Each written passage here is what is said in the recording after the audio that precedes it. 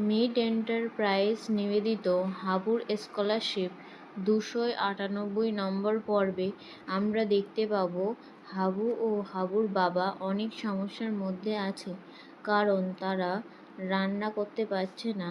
তার বাবার খুবই অসুবিধা হচ্ছে। উল্টো দিকে আমরা দেখতে পাচ্ছি সেকেন্ড চেয়ারম্যান যেন দিনের পর দিন পাগল হয়ে যাচ্ছে, কারণ সে সব জায়গায় মনা পাগলাকে দেখছে। সে যখন ঘুমাচ্ছে তখন দেখছে মনা পাগলা তার সামনে বসে আছে এবং তাকে ডাকছে। যে যখন জেগে আছে তখনও দেখছে মনা পাগলা ঘরের মধ্যে বসে আছে বরের সাজে এবং তাকে ডাকছে। এই সব সে তার অ্যাসিস্ট্যান্টকে বলে, কিন্তু তার অ্যাসিস্ট্যান্ট সেই কথা বিশ্বাস করে না। সে শুধু বোঝায়, সেকেন্ড চেয়ারম্যান, আমি তোমার পাশে আছি, তোমার কিচ্ছু হবে না। কিন্তু সেকেন্ড চেয়ারম্যানের তো ঘুম উড়ে গেছে।